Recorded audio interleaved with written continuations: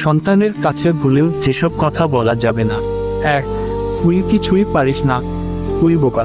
এতে শিশুর আত্মবিশ্বাস ভেঙে যায়। 2. তুই আমার জন্য বোঝা।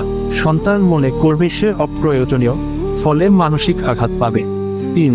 তোকে জন্ম না দিলেই ভালো হতো। এটি সন্তানের আত্মমর্যাদা ধ্বংস করে দেয়। 4. অনুকের মতো হতে পারিস না কেন? অন্যের সঙ্গে তুলনা করলে সন্তান হীনমন্যতায় ভোগে। 6. চুপ কর, তোর কোনো কথা শোনার দরকার নেই। এতে সন্তান মনে করে তার মতামত বা অনুভূতির মূল্য নেই।